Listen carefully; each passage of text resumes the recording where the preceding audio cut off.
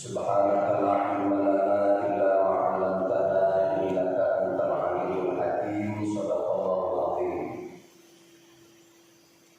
Puji serta syukur kita panjatkan kepada Allah Subhanahu wa taala.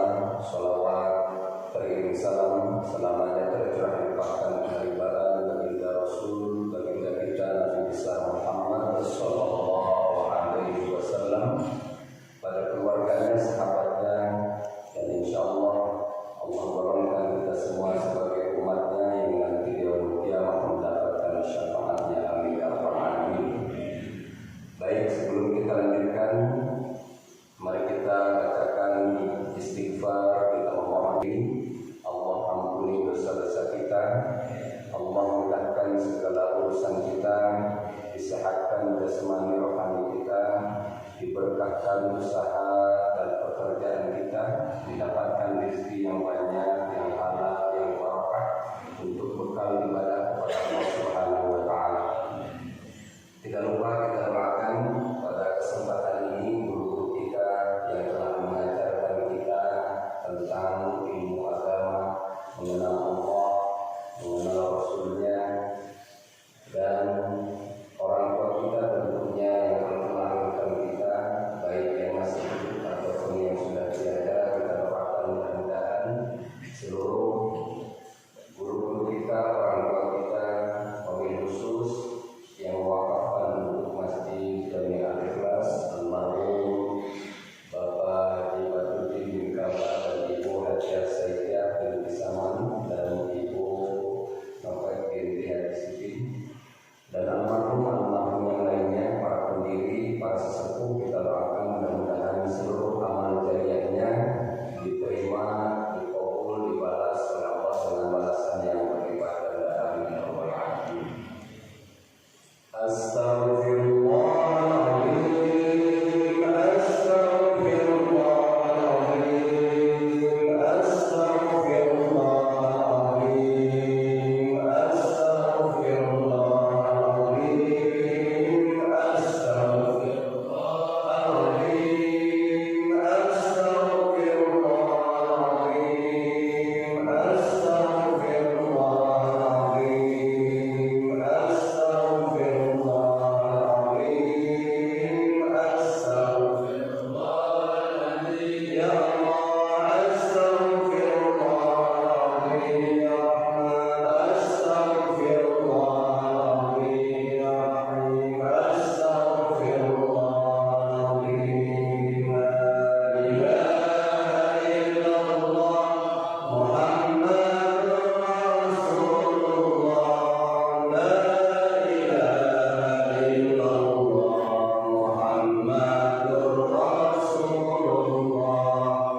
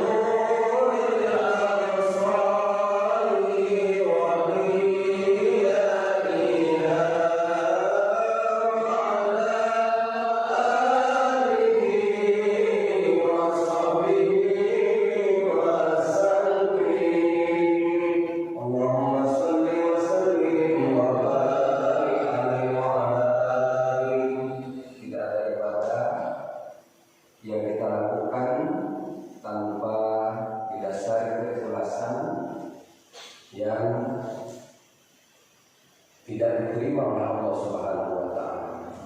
Jadi seluruh ibadah, sholat kalau tidak ikhlas maka sholatnya sia-sia.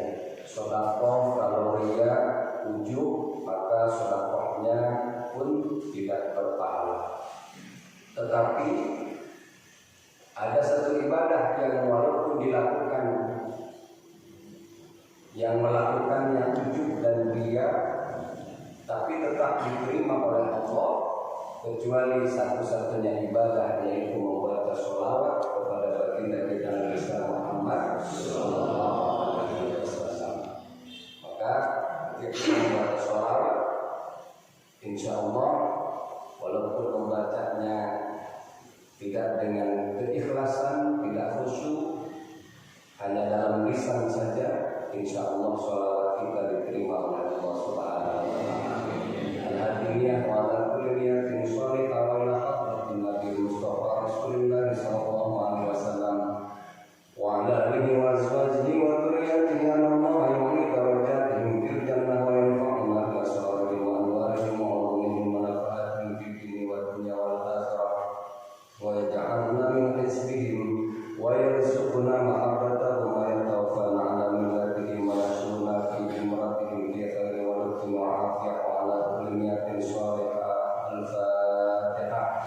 A'udzu billahi minasy syaithanir rajim. Bismillahirrahmanirrahim. Alhamdulillahi rabbil alamin arrahmanir rahim maliki yaumiddin. Iyyaka na'budu wa iyyaka nasta'in. Ihdinas siratal mustaqim. Siratal ladzina an'amta 'alaihim ghairil maghdubi 'alaihim waladdallin. Amin. Baik Bapak-bapak jemaah sekalian yang dirahmati Allah Subhanahu wa taala, pada kesempatan ini insyaallah kita akan membahas tentang bahayanya khamr atau minuman keras yang belum lama sempat ramai di media, bahkan ada wacana untuk melegalkan investasi miras atau pembuatan miras di negeri ini. Maka seluruh ulama dan rakyat Indonesia, khususnya kaum muslimin, menyuarakan bagaimana bahaya miras itu sendiri. Karena dalam Al-Quran, dalam hukum Islam, khususnya tentang miras ini adalah hukum yang qat'i, hukum yang tidak bisa diganggu gugat, dirubah. Kalau masalah riba masih para ulama berbeda pendapat, tapi kalau masalah miras khamr seluruh ulama bersepakat karena hukumnya sangat jelas. Bahkan ayatnya disebut ayat muhkamat, ayat yang tidak bisa dirubah lagi, diganggu gugat, sudah jelas, sudah pasti Allah mengharamkannya. Nah, bagaimana proses Allah mengharamkan miras ini? Dalam Al-Quran ada 3 surat berurutan, tidak berurutan, berkesinambungan 3 ayat ini. Kita ketahui bahwa miras itu dalam kehidupan orang-orang Quraisy zaman jahiliyah dulu, ini sudah menjadi tradisi yang tidak bisa ditinggalkan. Sudah minuman sehari-hari. Bukan saja diminum miras itu, khamr itu, arak, tapi saking berlimpahnya pakai mandi, bukan itu banyak. Di jalanan orang sudah tidak heran lagi melihat orang jalannya sempoyongan, miring-miring, ada yang sudah tepar karena mabuk. Begitu luar biasa. Jadi khamr ini bukan tradisi atau perbuatan era zaman modern saja, bahkan era zaman dahulu. Nah, karena saking sudah mewabahnya khamr di zaman jahiliyah dulu, maka Allah tahu betul bagaimana orang-orang Quraisy, kita semua, untuk meninggalkan khamr yang sudah terbiasa ini sangat berat. Maka ayat yang pertama turun adalah ketika para sahabat bertanya kepada Nabi, yas'alunaka 'anil khamri wal maisir qul fihima ithmun kabirun wa manafi'u lin-nas wa ithmuhuma akbaru min naf'ihima. Kata Allah ketika bertanya kepadamu mereka Muhammad tentang khamr, apa yang harus kamu katakan? Qul, katakan Muhammad, fihima ithmun kabir. Di dalam khamr itu ada dosa besar. Walaupun ada manfaatnya, tapi sedikit. Wa ithmuhuma akbaru min naf'ihima. Manfaatnya lebih besar, mabaratnya lebih banyak daripada manfaatnya. Itu ayat yang pertama. Jadi tidak langsung diharamkan. Itu khamr dosa besar. Manfaatnya sih ada, tapi sedikit. Itu ayat yang pertama. Terus berlanjut, para sahabat masih minum-minum walaupun sudah masuk Islam, sudah bersyahadat, masih minum. Suatu saat Abdurrahman bin Auf mengundang Sayyidina Ali karramallahu wajhah dan teman-temannya. Kata Abdurrahman bin Auf, Ali, nanti malam main-main ke Pak, ajak teman-teman. Mau apa Abdurrahman? Ya kita minum-minum. Datanglah Sayyidina Ali dan para sahabat yang lain ke rumah Abdurrahman bin Auf. Disuguhkannya khamr. Jadi mereka diberi minuman suguhan khamr Arab. Minumlah. Sudah minum, tiba-tiba datang waktu sholat. Allahu Akbar, Allahu Akbar. Akhirnya para sahabat tadi pergi ke masjid sholat. Yang jadi imam Sayyidina Ali. Allahu Akbar. Kepalanya masih puyeng. Namanya minum khamr. Waladhdallin, amin. Sayyidina Ali baca surat Al-Kafir. Bismillahirrahmanirrahim. Qul ya ayyuhal kafirun la a'budu ma ta'budun. Kalau yang benar adalah wala ana abidum ma apa? Qul ya ayyuhal kafirun la a'budu ma ta'budun wala antum abiduna ma a'bud. Harusnya begitu, wala antum abiduna ma a'bud. Sayyidina Ali karena mabuk bacanya wa nahnu abidum wa nahnu na'budu ma ta'budun. Yang tadinya ayatnya wala antum abiduna ma a'bud, dan tidaklah kalian menyembah yang aku sembah, dan tidaklah wala ana abidum ma abadtum, dan aku tidak akan menyembah apa yang kamu sembah. Sudah jelas mereka tidak menyembah Tuhan kita, kita pun tidak menyembah Tuhan mereka. Ada batasannya. Tiba-tiba berubah karena wa nahnu na'budu ma ta'budun. Kami menyembah apa yang mereka sembah. Jadi sangat fatal kesalahannya. Jadi kami menyembah apa yang orang-orang kafir menyembahnya. Maka turun ayat yang kedua, surat An-Nisa ayat 42. Allah berfirman, ya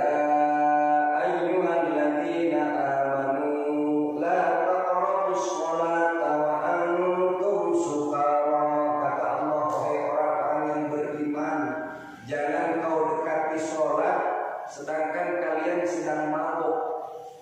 Kalau lagi mabuk jangan sholat, apalagi jadi imam. Nanti rakaatnya salah, bacaannya salah. Hei orang beriman, jangan kau dekati sholat sedangkan kalian sedang mabuk. Hatta ta'lamu ma taqulun, sampai kalian tahu apa yang kalian ucapkan, sadar betul baru sholat. Itu ayat yang kedua.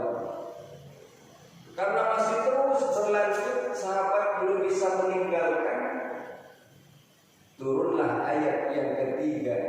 Dalam surat Al-Maidah Allah berfirman, ya ayyuhalladzina amanu innamal khamru wal maisir wal azlamu rijsum min amalis syaitan fajtanibu. Hai orang yang beriman, sesungguhnya minuman arak itu perbuatan setan, tinggalkan.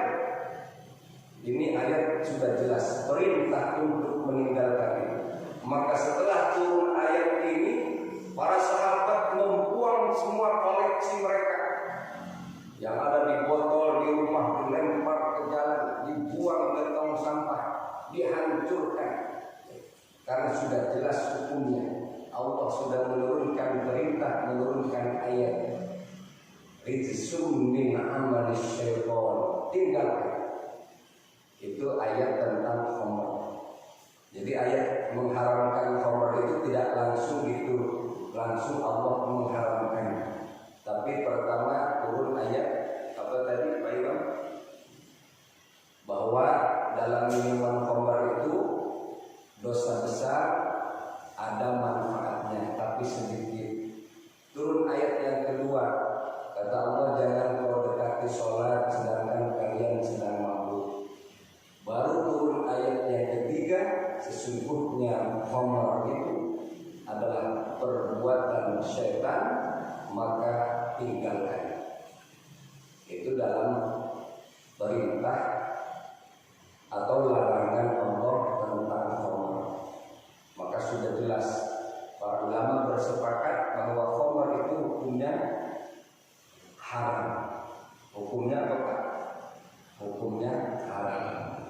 Sudah tidak bisa dirubah lagi, diganggu-gugat lagi. Ini hukumnya sudah haram. Jadi jemaah sekalian, ketika muncul ada rencana untuk melegalkan investasi miras, tentu para ulama semua bersepakat bahwa menolak mengharamkan, walaupun niat baik ingin mendongkrak ekonomi Indonesia yang sudah terpuruk, tetapi kalau caranya tidak baik, maka hasilnya pun nanti tidak akan baik. Sekarang aja belum dilegalkan, banyak yang apa? Banyak yang teret, yang terkena racun atau terkena dampak dari mawarnya khamr. Sampai ada sahabat Bang Haji bertanya, Bang Haji, kenapa minuman itu haram? Bang Haji jawab tuh Pak Imam, jawabnya apa Pak Imam? Karena ada yang hafal lagunya Pak Imam. Merusak pikiran. Tapi para sahabat saja baca ayat sampai salah. Nah, bagaimana tentang hadis Nabi masalah khamr ini? Ternyata luar biasa. Balasan bagi peminum khamr. Di dalam hadis riwayat Umar radhiyallahu taala anhuma, Abdullah bin Umar, jadi putra Sayyidina Umar radhiyallahu anhu, yuja'u bisyaribil khamri yaumal qiyamah. Nanti balasan bagi peminum khamr,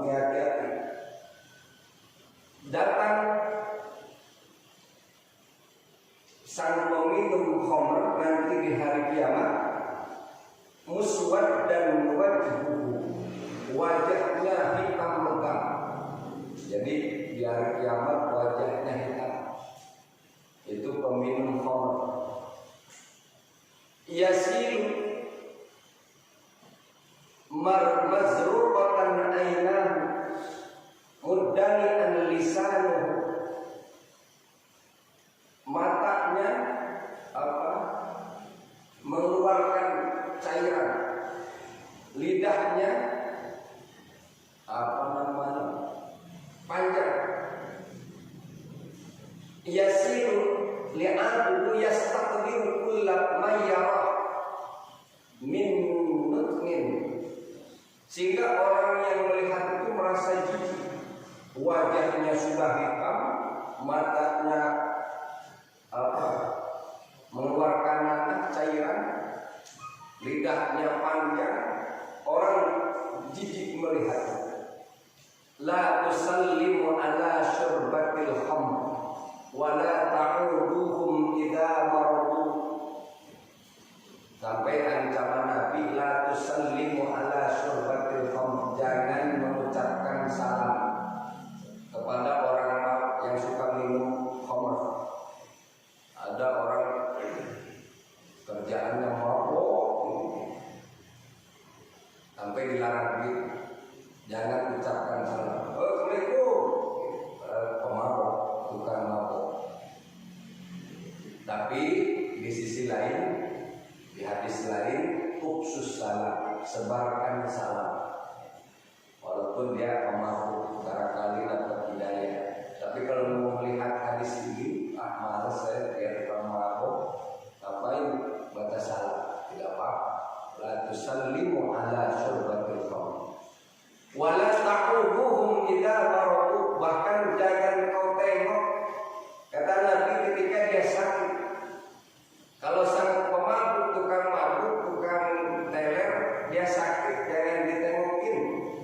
Kata Nabi, wala tusallu alaihim idza matu, yang paling dahsyat, yang paling mengerikan, wala tusallu, jangan kalian sholati ketika dia mati.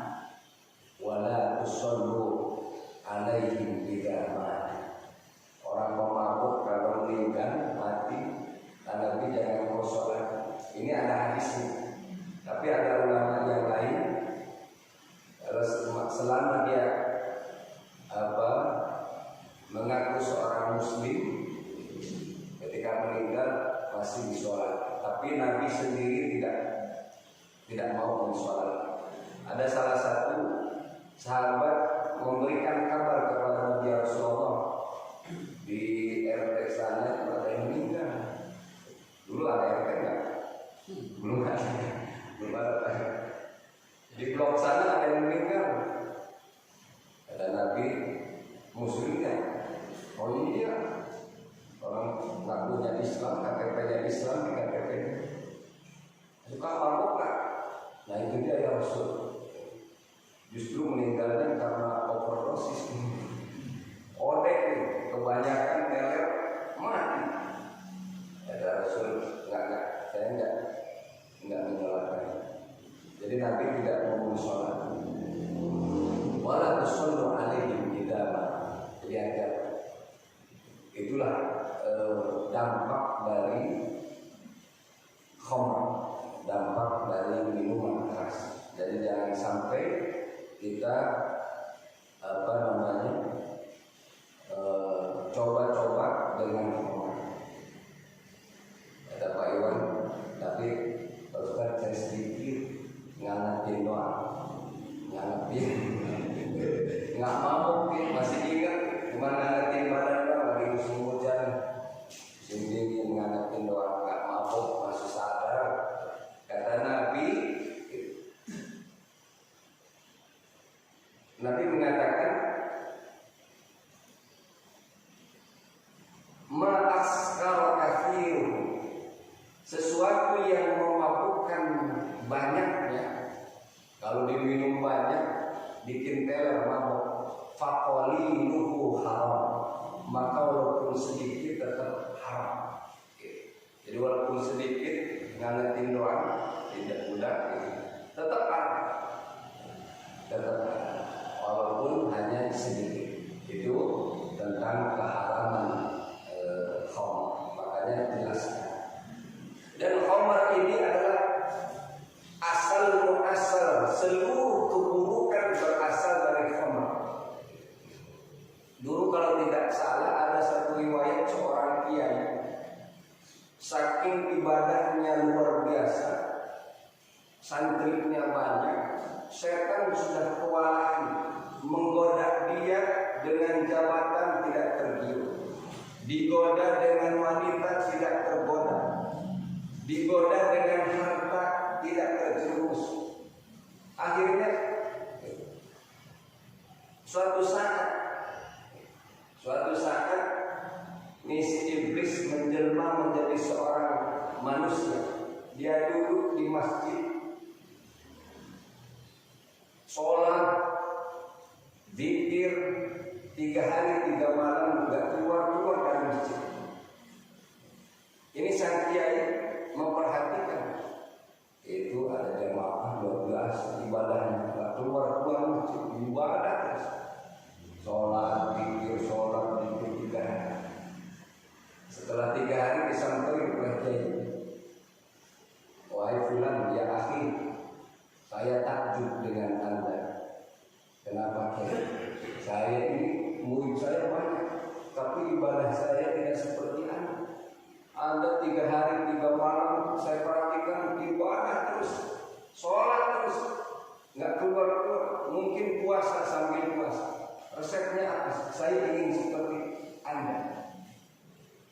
Kata sang iblis yang menjelma manusia ini, resepnya cuma satu ya.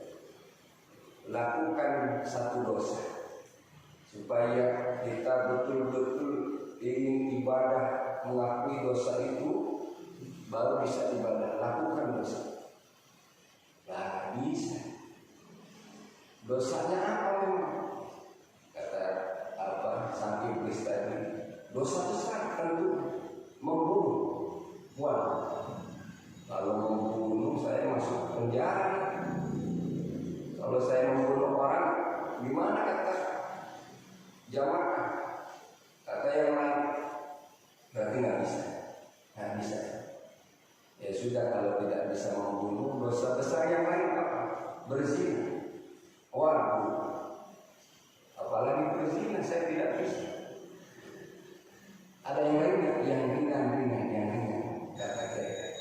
Yang ringan, ya sudah, kalau membunuh tidak bisa, kiai, berzina tidak mau, minum khamr.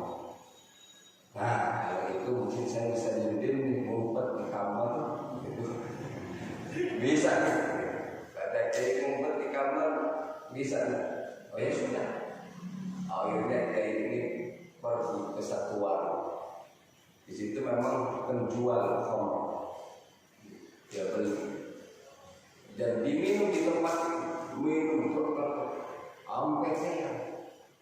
Dan dilalahnya yang menjual khamr ini perempuan, karena dia mampu melihat perempuan persik kelihatannya. Yang tadinya kelihatan aslinya tidak cantik karena saking telernya, jadi kelihatan cantik. Akhirnya timbullah perasaan untuk menggauli perempuan saya. Dipaksa dibawa ke kamar. Sedang dipaksa tadi, datang suaminya. Kata suaminya, apa ini? Istri saya mau apakan? Berantem di sini. Yang tadinya mabuk itu, yang tadi mabuk, mengambil pisau dibunuh suaminya. Ternyata 3-tiganya malah dilakukan. Membunuh dia lakukan, menggauli berzina dia lakukan tadi, dan meminum khamr. Asalnya cuma satu, dari minum khamr. Maka 3 dosa dilakukan.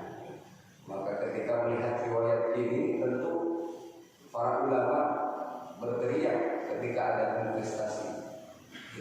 Karena hanya satu melakukan dosa meminum khamr bisa melakukan dosa besar yang lain seperti yang dilakukan, bisa dilakukan melakukan dosa-dosa yang lain. Bahkan hadirin sekalian, bagaimana kalau saya hanya membantu saja? Menurut Qatadah, Imam Qatadah, dakarana anna Nabiy sallallahu alaihi wasallam. Menurut Ibnu Mas'ud radhiyallahu taala, lu'ina fil khamri asyratul, dilaknat dari khamar itu ada 10, ada yang mengatakan 5. Di sini 10. Al-asirul lah. Laknat itu apa? Laknat artinya dijauhkan dari rahmat Allah. Jadi artinya dilaknat tidak mendapatkan rahmat Allah. Masuk surga seorang hamba nanti di akhirat itu karena rahmat Allah. Berarti orang yang dilaknat tidak mendapatkan rahmat Allah dan tidak akan masuk surga. Karena masuk surga karena rahmat Allah. Itu artinya dilaknat. Makanya iblis laknatullah, dilaknat. Ini yang khamar ini kata Nabi ada 10 yang dilaknat. Yang pertama al-asirullah, yang memerasnya. Jadi kalau kita memproduksi mungkin nggak tahu dari buah-buahan dicampur, diaduk, diperes. Saya kan cuma meres doang. Ada pabriknya, saya kerja di situ bagian meras. Maka sama mendapatkan dosa, dilaknat oleh Allah. Yang kedua, wal maksuratun wasyaribun wasaqaiha wa hamilah. Saya cuma bawain. Jadi ada orang minta tolong bawain. Apa nih Bang? Ini buat teler nanti bawain. Saya bawain doang. Wahamil lukinnya, yang membawanya mendapat laknat. Kemudian watajiruha, saya tidak pernah mabuk, tidak pernah teler, tapi jual. Jadi di etalasenya ada minuman keras, hanya menjual saja Pak. Yang menjualnya pun haram, dilaknat kata Nabi. Wabaiha, saya cuma beli doang. Ada temen juga beli, beliin dong. Malas nih berjalan ke depan. Beli apa Bang? Itu beli yang oplosan. Beli, nggak minum, cuma nanti sisanya buat tuh. Adalah 10.000. Dapat, dia cuma beli, dilaknat oleh Allah. Jadi yang meras, apalagi yang meras itu kalau diartikan sekarang mungkin yang produksi. Makanya investasi tadi pabrik pembuatan miras ditolak karena sudah jelas dilaknat oleh Allah. Pabriknya yang membuat pemerasnya, yang membawanya dilaknat Allah. Yang apa tadi Pak? Yang beli dilaknat. Yang bawa dari sudah. Kemudian yang jualnya pun dilaknat oleh Allah, mendapatkan dosa besar. Itu ancaman bagi khamar yang luar biasa. Wa mustariha wasailiha, banyak di sini. Wasaqiha wa hamilaha wal mahmulata ilaih. Yakhruju yaumal qiyamah yajidu rihat arba'atun la yajidu narihal jannah. Kata Nabi ada 4 golongan yang tidak akan pernah mencium wanginya surga. Jangankan masuk surga, cium wanginya saja tidak akan dapat. Siapa itu ya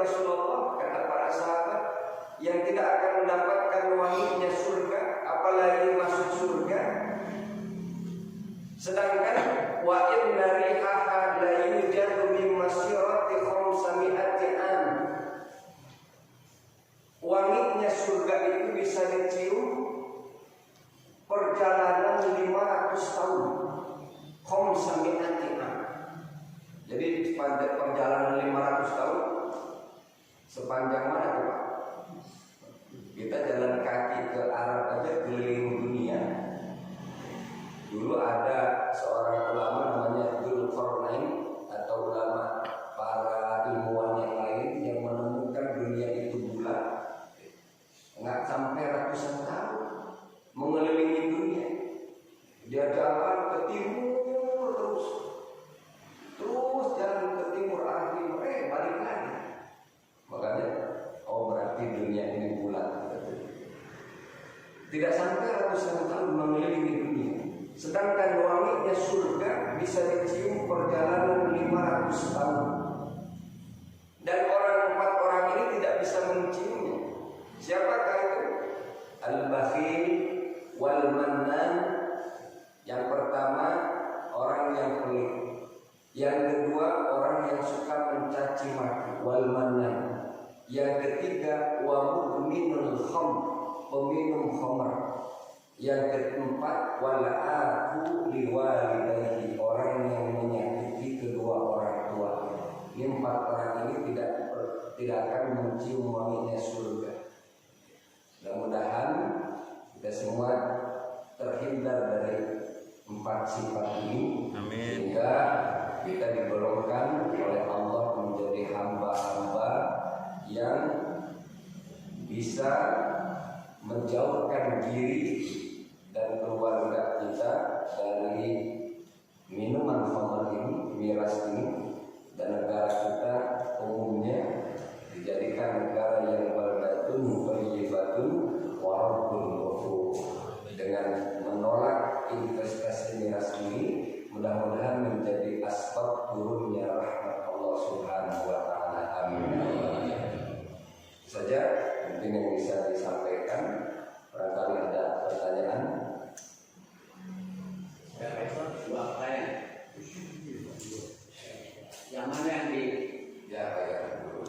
minuman yang diperbolehkan Pak Ustaz? Minuman apa? Yang diperbolehkan. Walaupun situ udah jelas-jelas haram, tapi diperbolehkan. Coba jawabnya gimana Pak Ustaz?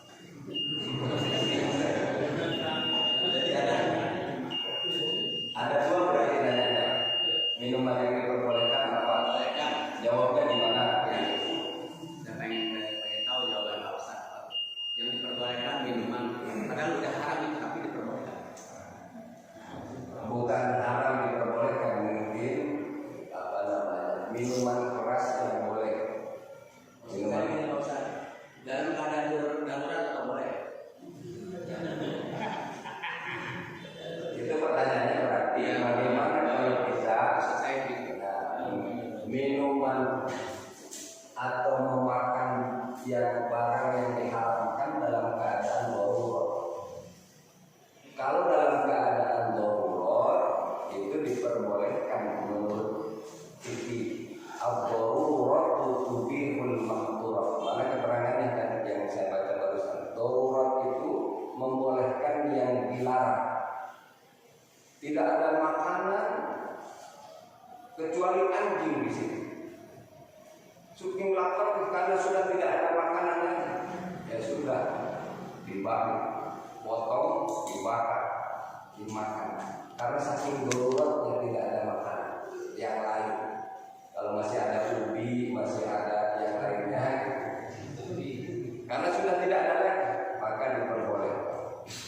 Atau ketika dalam kondisi dingin yang luar biasa. Kalau di Eropa, di mana saking dinginnya itu dalam musim dingin, baju berlapis-lapis 5 berapa lapis itu nggak mempan. Saking dinginnya sekian derajat. Karena saking dingin, bibir ini pecah, hidung mengeluarkan darah karena kedinginan. Nah, satu-satunya yang menghangatkan kan minum, menjaga itu apa? Daya tahan tubuh. Gak apa-apa. Kalau ketika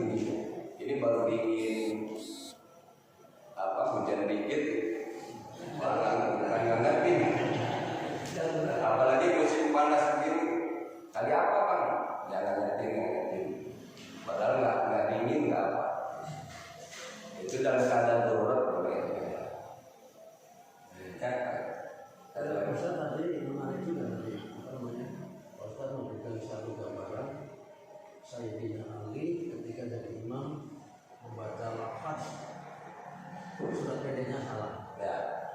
Ini memang tidak bisa kita pungkiri, kita juga pernah menunjukkan imam kita ketika membaca surat pendeknya itu salah. Nah sebenarnya yang baik itu kan biasanya kalau imam salah kan jamaah di belakang juga subhanallah. Ya. Nah itu yang baik, yang pas menurut hadis itu si imam itu mengulang kembali surat itu atau harus ganti surat. Nah terus ada lagi, malah jamaahnya yang melanjutkan bacaan surat pendeknya. Nah ini sebenarnya secara sah dan itu sholatnya bagaimana? Ya. Ya baik. Dulu sempat viral ya. Ada imam jadi ada makmum jadi imam. Imamnya pindah ke belakang. Wow, akbar. Tapi sudah beberapa kali disampaikan, ketika kita membaca kepada seorang imam, makanya sering saya sarankan membacanya yang pendek saja, yang sudah hafal banyak jamaah. Al-Ikhlas, Al-Falaq, An-Nas, itu aja. Supaya kita pun sudah sering mendengar, jamaah pun dengan surat-surat itu sudah tidak asing. Jadi ketika sedikit kesempatan untuk ada kesalahan, pahalanya tetap sama, insya Allah. Jadi ketika kita salah, memang yang mengingatkan adalah makmum. Kalau ada yang hafal, misalkan tadi bacanya kuliah ayyuhal kafirun la a'budu ma ta'budun wala antum 'abiduna ma a'bud, harusnya wala ana 'abidu ma abadtum, ini baca wa nahnu na'budu ma abadtum, diingatkan oleh makmum. Atau imamnya muter-muter wala antum 'abiduna ma a'bud wala ana 'abidum ma abadtum wala antum 'abiduna ma a'bud wala ana 'abidum ma abadtum wala antum 'abiduna ma a'bud wala ana 'abid. Enggak ketemu ujungnya, muter. Maka imam makmum mengingatkan wala antum 'abiduna ma a'bud lakum dinukum waliyadin. Imamnya baru lakum dinukum waliyadin. Ingatkan. Jadi hanya sebatas mengingatkan makmumnya, tidak meneruskan. Lakum dinukum kata makmum, maka imam baru ingat lakum dinukum waliyadin. Jadi tidak diteruskan ayatnya, tapi hanya diingatkan awalnya saja. Terus yang kedua tadi Saya kalau kan belum.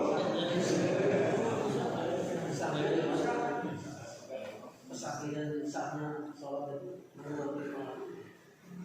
ketika imamnya salah.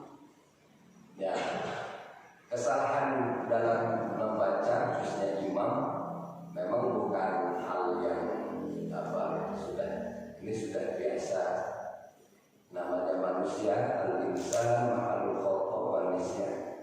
Manusia itu tempatnya salah dan lupa. Kalau tidak salah lupa, dilupa dibacanya apa. Nah ketemu kalau lupa baru diganti dengan surah yang lain. Kalau lupa, kalau salah, kalau ada yang mengingatkan baru dilanjutkan. Nah hukumnya tidak menjadi masalah kalau dasarnya lupa atau kesalahan. Tapi kalau disengaja, salahnya itu berdosa. Kalau lupa tidak sengaja tidak berdosa. Tadi apa namanya? Ya, yang keduanya apa tadi Pak? Sudah ya? Sudah Pak Iwan? imamnya bacanya benar, artinya tahu baca dia nggak pakai panjang atau ada panjang ada pendek, itu bagaimana Pak Ustadz hukumnya? Artinya apa itu panjangnya pendek? Ya, Bacanya benar.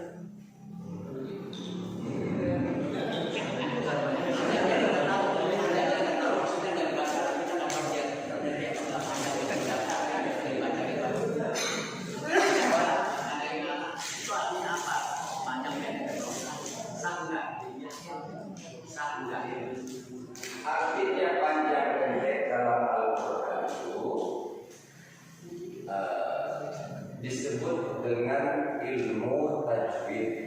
Itulah bedanya Al-Quran dengan sholawat, dengan zikir, dengan membaca hadis atau baca Arab, tulisan Arab yang lainnya. Kalau baca sholawat tidak sesuai panjang pendek, tidak berdosa. Seperti baca sholawat baca, harusnya kan sholatullah, lahnya panjang, dibaca pendek. Sholatullah, salamullah, enggak, tajwidnya enggak berantakan, enggak jadi masalah. Tapi kalau baca Quran, kalau tidak sesuai tajwid itu terdiri beberapa macam makhorijul hurufnya, hukumnya, idhar, dom, ikhlas, ikhfa, terus panjang pendeknya mad, itu berdosa. Jadi hukumnya kalau tidak pakai panjang pendek, hukumnya apa Pak Iwan? Berdosa. Malam yujawwidil Qur'ana ahimun. Barang siapa yang tidak pakai tajwid maka berdosa.